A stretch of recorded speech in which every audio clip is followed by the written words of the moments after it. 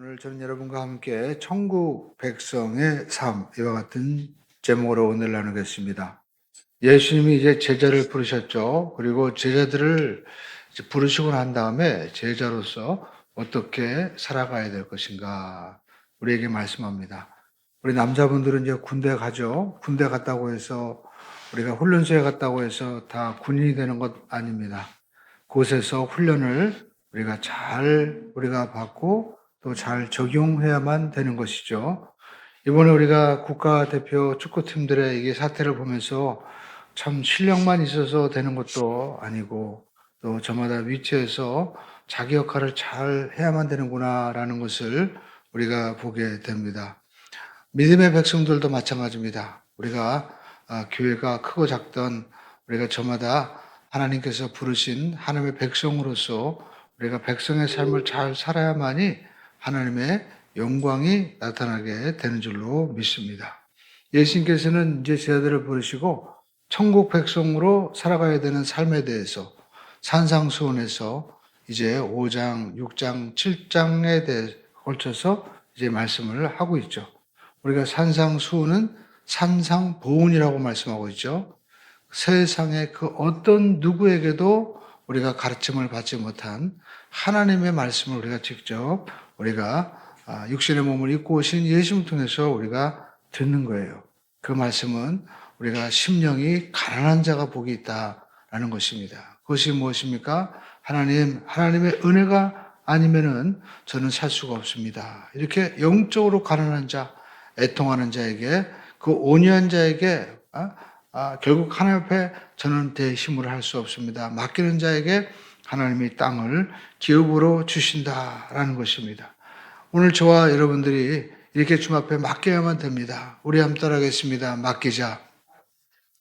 우리가 예수를 믿지 못하고 맡기지 못한 인생은요, 이렇게 염려가 아니면 비판 가운데 살아가게 됩니다. 여러분, 염려는 무엇입니까? 내 안에 지금 하나님이 성령님이 계시는 것을 알지 못하기 때문에 염려하는 것입니다. 그 크신 능력과 은혜가 여러분 정말 우리 안에 함께 하시는데 그것을 모를 때 우리가 염려하고 또 비판하는 것은 왜 비판합니까? 내 안에 있는 죄가 얼마나 큰지 모르고 함부로 우리가 비판을 하는 것이죠. 결국 내 속에 있는 죄를 속이고 내가 가지고 있는 물질과 힘을 우리가 의지하고 우리가 다른 사람들을 또 환경을 비판하는 것입니다. 그래서 주님께서는 우리에게 먼저 그의 나라와 의를 구하라 라고 말씀하고 있습니다. 하나님의 나라와 의를 우리가 어떻게 구할 수 있습니까? 여러분, 교회는 천국 지점입니다. 그래서 우리가 교회를 통해서 우리는 하나님의 의와 나라를 이루어가고 있는 것이죠. 그래서 우리가 교회 공동체에 잘 우리가 속해 있어야만 되는 것입니다. 어떤 분들은 그냥 홀로 신앙을 하려고 하는데 여러분, 홀로 신앙하는 것은 그것은 마귀적인 신앙입니다. 자기 중심으로 판단하는 거예요. 그래서는 안 되는 것입니다. 여러분, 그런데 우리가 교회에 들어가면 문제가 있죠. 항상 다른 사람들과의 갈등이 있는 거예요. 왜냐하면 저마다 다른 모습인 것입니다. 근데 우리는 불편하기 때문에 비판하고 또 공동체에 속하지 않으려고 하고 내 마음대로 하려고 하는 것이죠. 하나님은 저마다 다른 믿음을 주시고 다른 분량을 다 주셨다라는 것입니다. 여러분, 교회는 문제가 있어야 정상인 것입니다. 우리 교회도 여러분 들어오실 때 보면은 여러분 공사하느라고 지저분하죠. 그런다 여러분, 공사하고 지저분하는 게 좋은 것이지 아무런 공사도 없고 여러분 아무런 이 변화가 없다면 교회는 죽은 교회가 되는 거예요. 가정도 마찬가지입니다. 가정에서 다툼도 있고 갈등도 있는 게 좋은 겁니다. 같은 갈등도 없고 아무런 문제가 없는 가정은 공동 묘지와도 같은 그러한 가정이 되고 많은 것이죠. 그래서 저와 여러분들은 항상 문제가 있다는 것은 변화가 있고 또 뭔가 생명이 있다, 이렇게 우리가 생각해야만 되는 것입니다. 그러나 우리가 이런 문제 속에서 하지 말아야 될 것은 함부로 남을 우리가 비판하지 않는 것입니다. 찰스 윈돌 목사님이 비판하지 말아야 될 이유에 대해서 7가지를 말씀하셨는데 우리가 몇 가지를 말씀드리면 사람들은 모든 것을 사실을 다 알지 못한다는 거예요. 그리고 그 동기를 잘 모른다는 겁니다.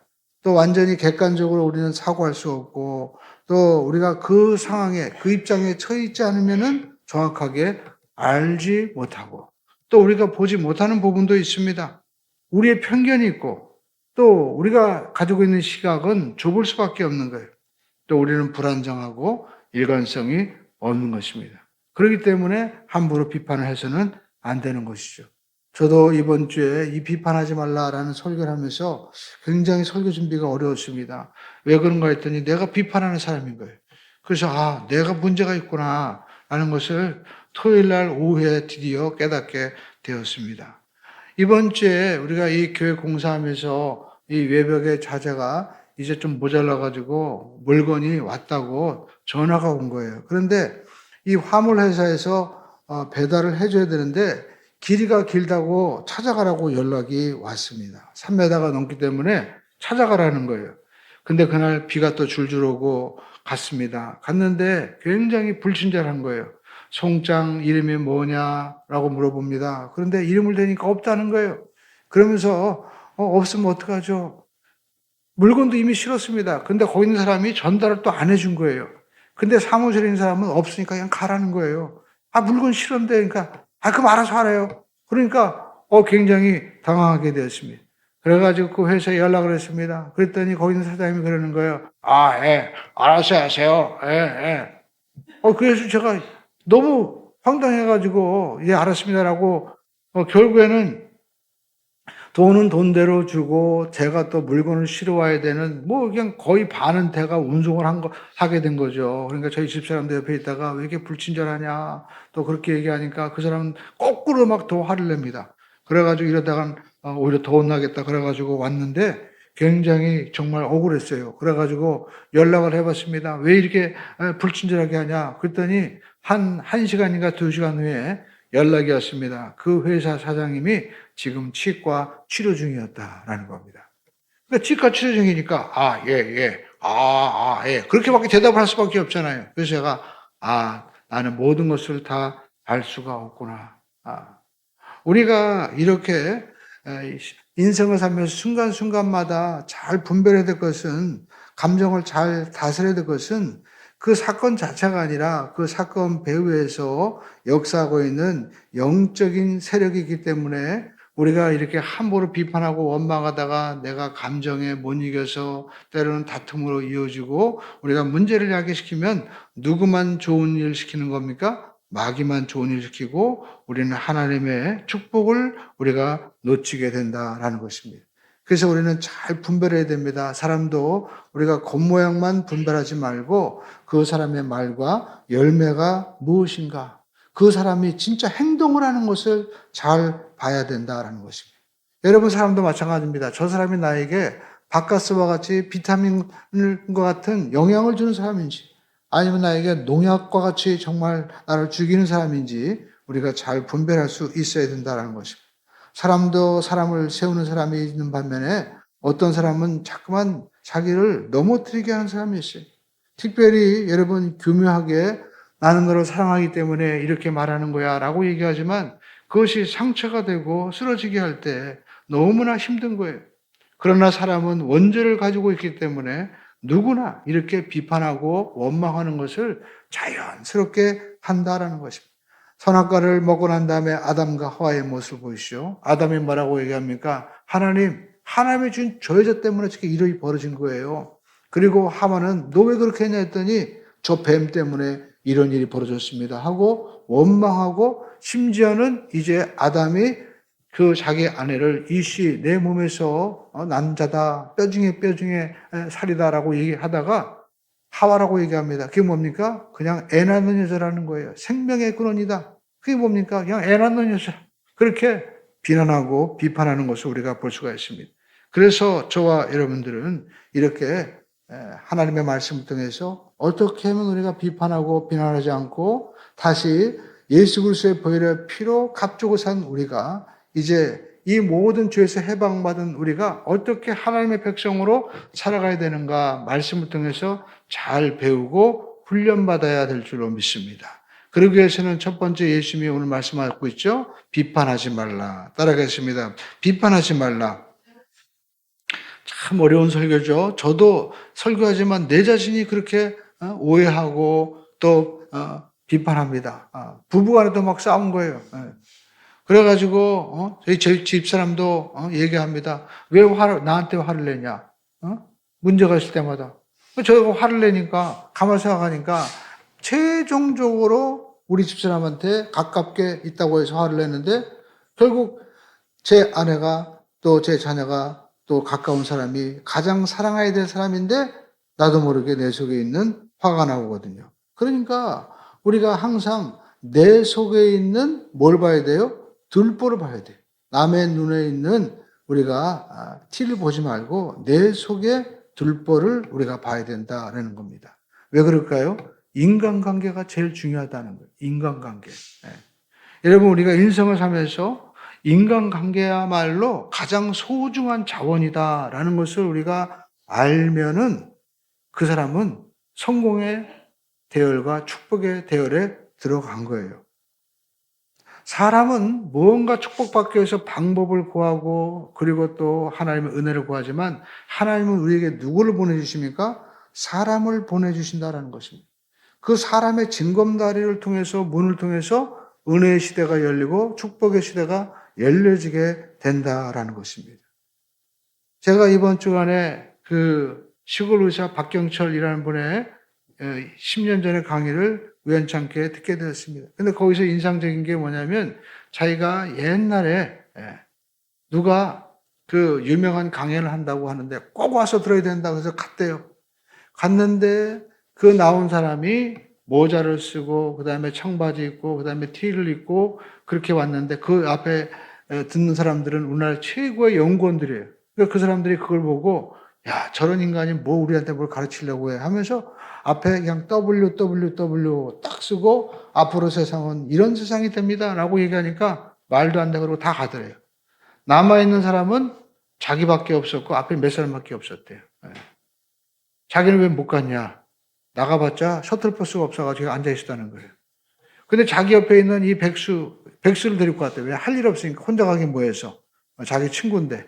근데 그 친구는 미국의 텍사스 그 대학에서 공부하고 이제 그때는 베이비붐 시대라 그냥 놀고 먹는 사람들이 많으니까 그냥 놀고 먹다가 왔는데 이 친구는 그거 보고 뭔가 깨닫는 게 있던 거예요. 그래가지고 그 사람한테 가가지고 뭔가 한 수를 꼭 가르쳐 달라고. 다른 사람들은 다 무시하고 아무도 안 만났는데 심지어 의존도 안 해주는데 그 사람은 자기한테 돈 10만 원인가 30만 원 빌려가지고 내가 저 사람한테 꼭 만나고 내가 뭔가 들어야 된다. 그래가지고 갔다는 거예요. 그래가지고 새벽 2시까지 정말 빌고빌어가지고 저희가 그 친구가 그 사람한테 뭘 배웠냐. 요즘 말로 하면 메일을 배운 거예요. 메일. 우리가 편지가 이렇게 전자메일로 보내죠. 그걸 맨 처음에 한국에 이 사람이 도입한 거예요. 그래가지고 지금은 엄청난 그러한 부자가 됐다는 거예요. 근데 그걸 통해서 제가 볼 수 있는 것은 그 사람은 그 사람을 통해서 뭐예요? 복을 받은 거예요. 오늘 여러분 우리가 예수를 믿으면서도 예수님이 누군지 우리가 모르고 그냥 막 믿으면은 아무런 복이 임할 수 없는 거예요. 어떤 사람은 예배를 드리면서도 우리가 교회로 오면서도 그 예수님이 어떤 분인지 모르고 우리 그냥 앉아있다가 에이 뭐 저런 말씀이 있어 해가지고 가는 사람도 있고 교회가 싫다고 떠나가는 사람도 있고 그런데 어떤 사람은 베드로처럼 주여 주의 말씀이 여기 생명의 말씀이 여기 있사온데 내가 어디로 가오리까 그 따라가는 그 한 사람을 통해서 여러분 박경철 의사는 자기가 10년을 봤다고 했는데 예수를 만나면요 영생이 바꾸는 거예요. 오늘 저와 여러분들이 참된 예수님을 우리가 만나기를 주님의 이름으로 축원을 드립니다. 여러분 우리가 왜 비판합니까? 우리가 비판하는 것은 항상 자기 기준으로 살기 때문에 그런 거예요. 성경에도 보니까 우리가 그 사무엘하 16장에 보면 다윗의 아들 압살롬이 지금 말하는 구테타를 하죠. 그래가지고 다윗이 피난을 갑니다. 근데 피난을 갈 때 우리가 보면 사울가의 집안이었던 시므이가 나와서 다윗을 비판합니다. 비루한 자요, 비루한 자요 하면서 피 흘린 자요 하면서 비판해요. 근데 거기 보면 누구라고 나옵니까? 사울 집안이라고 해요. 그러니까 사울 집안에서 맨 처음에 왕이 나왔는데 다윗 집안에 다윗이 이제 유다 지파의 왕가가 나오니까 왼수가 된 거예요. 그러니까 자기들은 집안으로 판단하는 거예요. 그러나 여러분, 왕은 누가 세우는 거예요? 하나님이 세우는 거예요. 우리나라 대통령이 바뀌면 서로 막 갈등하고 싸웁니다. 그러나 모든 것은 하나님의 섭리가 있는 거예요. 하나님의 섭리를 볼 수 있는 자가 되어야 됩니다. 비판하면요, 우리가 비난하고 비판하면 자기 인생을 못 살아요. 괜히 비판한 사람에 휩싸여가지고 누가 뭐라고 한다고 맞아, 저 사람 의견이 맞아 해가지고 그 인생을 다 허비하는 거예요. 여러분, 내 인생을 살기를 주님의 이름으로 축원을 드립니다. 나에게 주어진 하나님의 은혜와 섭리를 우리가 깨닫고 나가야 돼요. 시므이는 막 비판했습니다. 결국 어떻게 되었을까요? 다윗은 다시 돌아왔어요. 그러나 시므이는 결국 죽고 말았습니다. 압살롬도 죽고 말았죠. 근데 여러분, 주목할 것은 다윗은 그렇게 시므이가 자기를 비난할 때 어떻게 반응했습니까? 옆에 있는 이 장군들이 저 사람 가서 죽일까요? 했더니 냈더라. 내 아들 압살롬도 나를 이렇게 어렵게 하는데 하나님의 다 섭리가 있을 거다 하면서 하나님이 다 하셔 하면서 겸손하게 받아들입니다. 우리 한번 따라하겠습니다. 축복은 겸손의 그릇 위에 담겨집니다. 다윗은요, 그렇게 정말 무시하고 자기를 향해서 돌까지 던지는데도 그것을 받아들였더니 하나님께서 그를 통해서 누구를 세워주십니까? 예수님을 보내주시는 복된 가문으로 바꿔주신 거예요. 오늘 저와 여러분의 삶 가운데도 정말 남들이 내 처지도 알지 못하면서 막 무시하고 비난하는 사람들 있죠. 특별히 여러분, 우리가 이렇게 구정 때나 이렇게 친척들 만나면 그런 사람도 꼭 만나잖아요. 근데 여러분, 그럴 때 우리가 겸손하게 우리가 나가면 결국 축복은 그분에게 담겨지게 된다라는 것입니다. 그리고 우리가 사실 비판해야 되지만 여러분, 우리가 내가 오히려 내 속에 비판받아야 될 요소가 더 많이 있다는 거예요. 성경 보시오. 우리가 비판하지 말할 것은 예수님이 우리를 비판하지 아니하십니다. 만약에 저와 여러분들을 예수님이 비판했다면 이 자리에 계신 분 한 사람도 없을 거예요. 여러분들은 저 앞에 목사님 하면서 우리가 좋은 점을 보이지만 하나님은 저와 여러분의 허물을 다 알고 계십니다. 사람은 자기가 좋은 점만 얘기하죠. 자기가 죄 지은 거, 나쁜 짓 한 거 얘기한 사람이 있어요? 아무도 없습니다. 항상 자기 관점에서 좋은 것만 얘기하는 거예요. 그래서 하나님은요, 우리를 다 알고 계시는데 문제는 하나님이 이렇게 우리가 심지어는 하나님을 막 이용하는, 우리가 성경에 보면 우리가 야곱이 사랑했던 라헬이죠. 야곱은 라헬을 사랑했습니다. 이뻤잖아요. 몸매도 좋고. 근데 또 라헬은 자기 언니 레아가 자녀를 많이 낳으니까 시기해가지고 언니는 그래도 하나님이 축복해서 자녀는 잘 낳는구나 하면 됐지. 자기도 또 아이를 많이 낳겠다고 자기 몸종을 이제 통해서 자녀를 낳는데 뭐라고 얘기합니까? 이거 하나님의 은혜다라고 하고 그 하나님의 축복을 받았다고 하면서 하나님을 이용합니다. 그럼에도 불구하고 하나님은 야, 어떻게 내 이름을 함부로 도용하냐?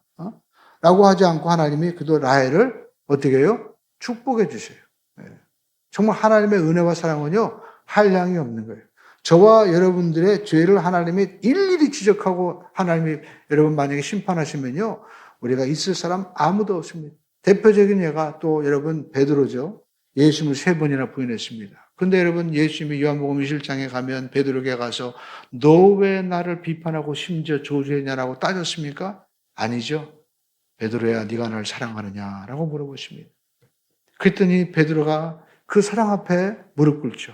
근데 여러분 어떻게 됩니까? 나중에 보면 우리가 성경 읽어보면 마가복음 우리가 맨 처음에 쓴 원복음이라고 얘기하는데 이 마가는요, 그 어머니가 성경에 보면 마가다락방 나오죠? 바로 이 마가다락방의 주인공 아들이에요.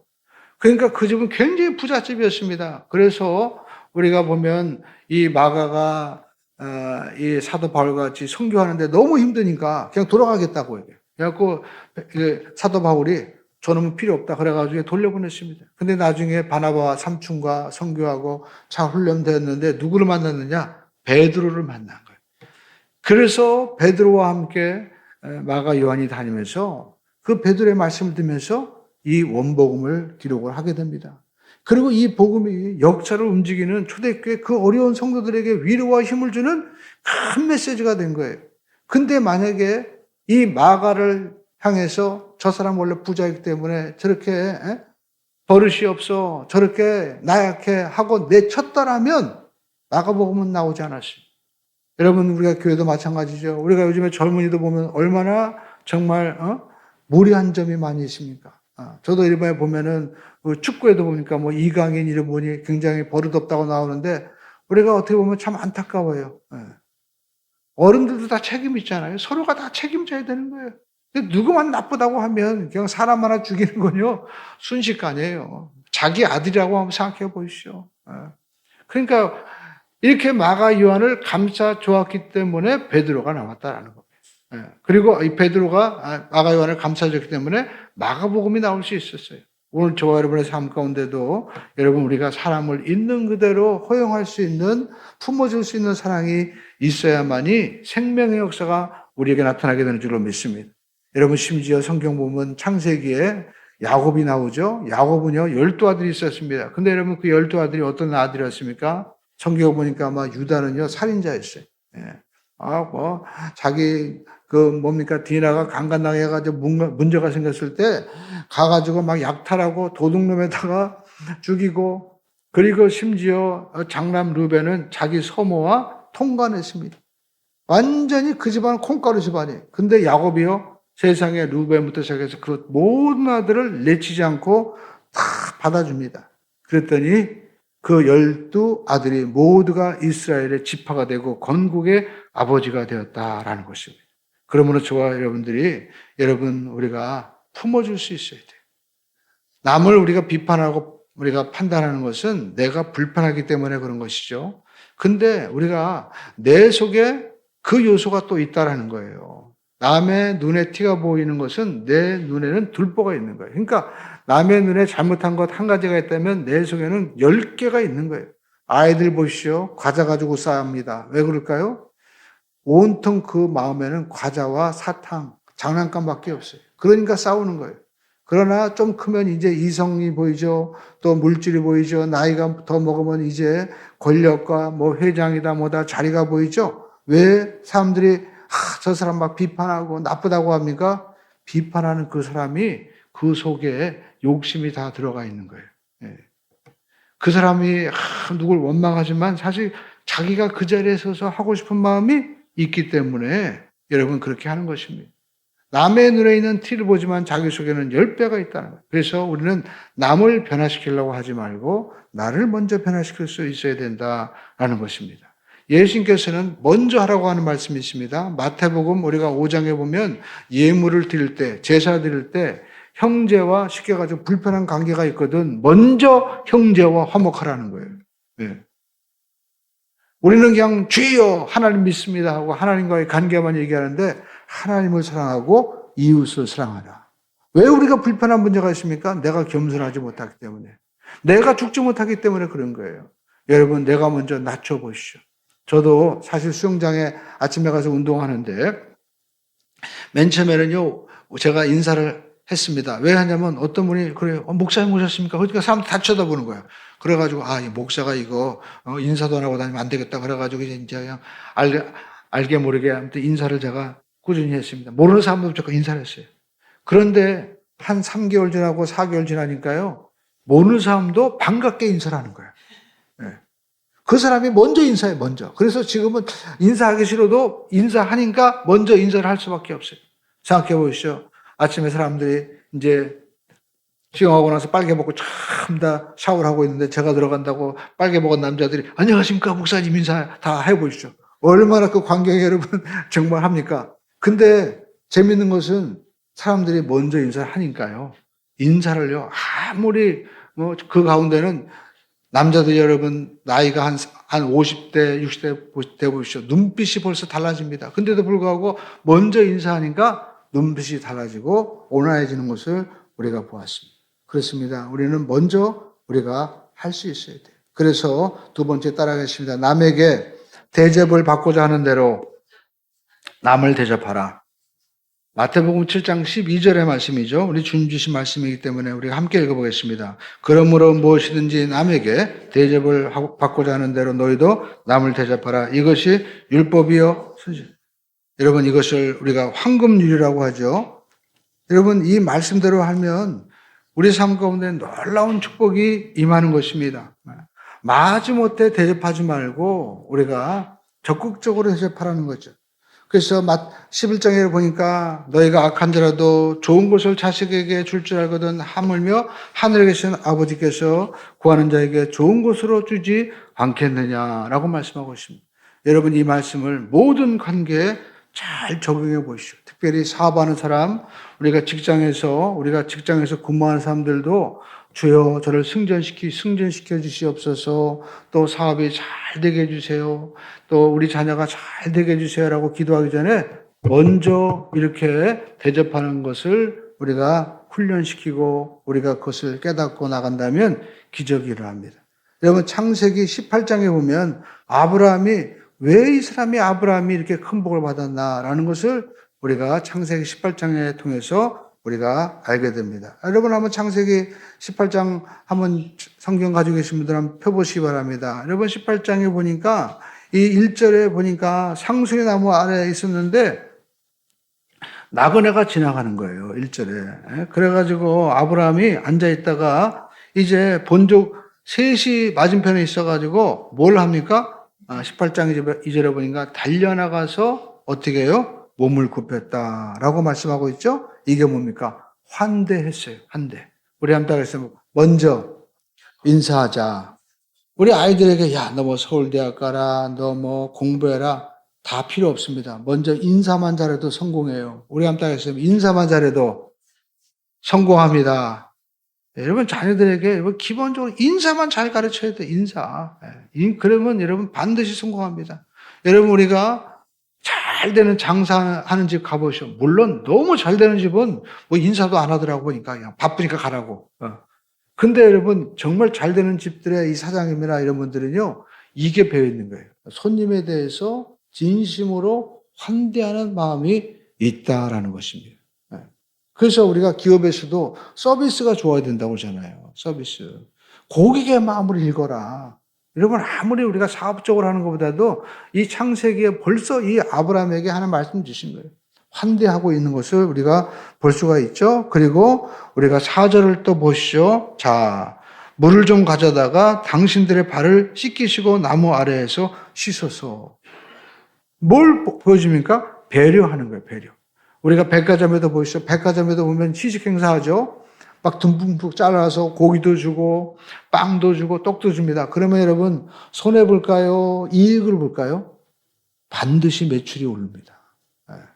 심지어 자동차도 타보라고 그러잖아요. 그냥 타보라고. 그러면 사겠습니까? 안 사겠습니까? 사는 거라니까요. 이렇게 배려를 해주는 거예요. 시집을 못 간 분들도 이런 마음을 가지고 상대를 배려해 줄 수 있어야 된다라는 것입니다. 그리고 성경 보시죠. 우리가 8절에 보니까 뭐라고 또 말씀하고 있습니까? 떡을 가져다가 막 이제 주죠. 그런데 7절, 8절에 보니까 특별히 8절을 보시죠. 아브라함이 엉긴 젖과 우유와 하인이 요리한 송아지를 가져다가 그들 앞에 차려놓고 나무 아래 모셔다가 그들이 먹으니라. 여기 보니까 가만히 보면요. 맨 처음에 떡을 줘요. 5절에. 그러니까 우리가 양식 같은 데 보면 맨 처음에 빵 주죠. 그 다음에 뭐 하나하나 점점 더 주잖아요. 뭐 먹은 지가 오래돼가지고 기억도 안 나네, 제가. 아무튼 맨 처음에 나중에 뭐 돈가스나 이렇게 뭐 주기 전에 주는 게 많아요. 그러면서 그 마음을 통해서 그걸 받으면서 어떻게 마음이 하나하나 열려가죠. 야, 얼마나 더 좋게 나올까. 여기서 배운 거예요. 아브라함이 그냥 송아지 잡아 줄 수도 있는데 맨 처음엔 떡을 주고 발도 씻겨주고 그러죠. 그리고 또 빵도 줍니다. 6절에 보니까 고운 가루를 반죽하여 떡을 만들어줘라. 그래놓고 또 8절에 보시죠. 아브라함은요 이렇게 송아지를 주고 나무 아래 모셔 섬에 자기는 안 먹어. 옆에서 서서 맛있게 드세요. 옆에서 어떻게 해요? 서빙을 해주는 거예요. 그러니까 여러분 이 손님이 얼마나 극진하게 대접을 받았겠습니까? 가만히 있었을까요? 축복을 해줍니다. 축복을 해주는 거예요.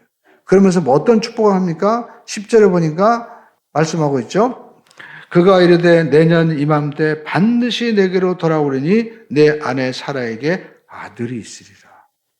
음식 잘 대접했다가요, 정말 자식의 복을 받게 되는 거예요. 그뿐 아닙니다. 우리가 18절의 말씀 보이시죠? 18절에 보면 이와 같이 말씀하고 읽어보겠습니다. 아브라함은 강대한 나라가 돼. 그로 말미암아 복을 받게 될 것이에요. 아멘. 그러니까 여러분 자손까지 복을 받는 거예요. 그러니까 우리 자녀들에게도 여러분 이 마음을 꼭 심어줘야 됩니다. 여러분 우리가 부자가 3대를 못 간다는 이유가 뭡니까? 어려움을 모르는 거예요. 남을 대접할 줄 몰라요. 그러니까 우리가 뉴스에 종종 나오잖아요. 우리가 창업주의 뭐 손녀나 이런 사람들이 보면 막 사고를 치는데 결국 뭡니까? 자기가 그냥 주인공인 줄 알고 착각하고 살아가는 거예요. 남을 대접하거나 그리고 겸손한 마음이 없는 거예요. 그러나 우리 지금 말씀하고 있습니다. 남에게 대접을 받고자 하는 대로 남을 대접하면 반드시 복을 받게 된다. 그리고 세 번째 따라하겠습니다. 행함으로 열매를 맺어라. 예수님께서 마태복음 우리 7장 15절로 27절의 이제 주제는 결국 행함입니다. 여러분 신앙생활은요, 우리가 말도 하고 행함도 있지만 결국 우리가 행함이 있어야 된다라는 것입니다. 행함으로 구원받는 것은 아니지만 구원받은 사람은 행함이 있어야 된다라는 것입니다. 그래서 주여 주여 하는 자마다 천국 가는 것이 아니다라고 하는 말씀이 뭡니까? 열정이 있고 막 입으로는 주여 주여 하지만 그 사람 가운데 행함이 없다면 아무 소용이 없는 거예요. 이 말씀을 들을 때 제일 두려워하는 게 바로 목회자들이죠. 설교는 번지르하게 합니다. 근데 삶 속에서 아무런 열매가 없고 심지어 제 아내나 자녀가 아버지는 위선자야 하면 얼마나 여러분 그 삶이 저주스럽겠어요. 예. 그러니까 이 말씀을 할 때 사실 저도요, 뭐 다른 설교보다도 이런 주님의 말씀이 제일 힘들어요. 그러나 우리는 알아야 됩니다. 우리는 예수를 정말 믿었다면 바뀌는 것이 있어야 된다는 것입니다. 반드시 행함이 있어야 된다는 거죠. 교회도 보면 어떤 사람은 말만 합니다. 저한테 와가지고 목사님 왜 구제는 안 합니까? 선교는 안 합니까? 뭘 안 합니까? 라고 그런 분도 있었어요. 근데 여러분 우리가 그런 점이 있다면 내가 하면 되는 거예요. 여러분 우리가 꼭 선교하는 것보다도 지금은 선교지가 외국이 아니에요. 한국입니다. 한국의 젊은이들이 3%밖에 예수를 안 믿는다는 거예요. 여러분의 자녀를 먼저 전도하시면 되는 거예요. 여러분의 친척을 먼저 전도하시면 되는 겁니다. 오히려 외국에서 선교하는 것보다 지금 국내에서 우리가 전도하는 것이 더 힘들고 막혀 있잖아요. 그전에 우리가 지하철에서 버스에서 우리가 전도했지만 지금은 전도하면 선교하면 신고해가지고 잡아갑니다. 참 이상한 세상이 됐죠. 너무 인권이다 해가지고 사람을 지켜 세우니까 사람이 다다 하다 보니까 사람을 만드신 하나님을 잊어버리는 세상이 되고 만 이렇게 놀라운 은혜와 축복을 주신 하나님의 섭리를 저버리는 시대에 우리가 살아가고 있어요. 그래서 우리가 다른 거 아닙니다. 관계에 의해서 전도되는 거예요. 내 가족과 내 이웃, 친척을 우리가 잘 겸손함으로 오늘 아브라함이 창세기 18장에 나와 있는 대로 하면 안 될 게 없어요. 코스 요리를 다 대접해주고 우리가 발도 씻겨주고 우리가 섬겨주면 여러분 그분이 얘기할 거예요. 도대체 뭐 때문에 이렇게 해주냐? 교회 한번 가보자. 안아줄 사람이 어떻게 했습니까? 그러니까 여러분 결국 관계에 의해서 움직인다라는 것입니다. 그렇습니다. 교회는 어떤 사람은 말도 하는데 여러분 말만 하지 말고 행동이 있어야 된다는 거예요. 내가 선교하고 구제하자. 그러면 자기가 하면 되는 거예요. 교회가 지저분하다. 그럼 자기가 치우면 되는 겁니다. 자기가 청소하고 그리고 자기가 봉사하면 되는 겁니다. 결국 그 사람이 비관하고 창수가 올 때 그게 뭡니까? 꼭 우리가 비관하고 창수가 올 때 이것을 우리가 뭐라고 비유해야 될까요? 결국에는 말세에 이렇게 창수가 나고 비가 오는 인생의 창수가 나고 비가 올 때 어떻게 합니까? 반석 위에 지은 집. 열매가 있는 사람은요 반드시 흔들리지 않고 구원받는 거예요. 그럼 말로만 하는 사람은 흔들릴 수밖에 없다라는 것입니다. 바리새인들은 말로만 했습니다. 그러나 예수님께서는 사랑을 친히 보여주신 거예요. 오늘 저와 여러분들의 삶이 천국 백성의 삶이 되기를 주님의 이름으로 축원을 드립니다. 많은 사람들은 우리가 죽어서만 천국 가는 것으로 생각하고 육신의 장막이 무너진 다음에 천국만 우리가 예수님의 재림만 얘기하는데 여러분 우리가 주님은 언제 오실지 알지 못해요. 그러나 매일매일 우리는 주님과 함께 살 수 있습니다. 주님과 함께 우리가 동행하는 삶을 살 수 있어요. 이 땅에서 천국 백성의 삶을 누리려면 주님께서 주신 이 말씀을 우리가 잘 믿음으로 우리가 순종하며 나갈 수 있는 우리 모두가 되시기를 주님의 이름으로 축원드립니다. 비판한다고 변화되는 것이 아닙니다. 우리가 먼저 주님의 사랑을 가지고 우리가 사랑으로 또 사랑의 말로 격려의 말로 변화시키기를 주님의 이름으로 축원드립니다. 남에게 대접을 받고자 하는 것이 아니라 먼저 주십시오. 그러면 우리는 그 행함을 통해서 반석 위에 집을 세운 것 같은 은혜와 축복을 누리게 될 줄로 믿습니다.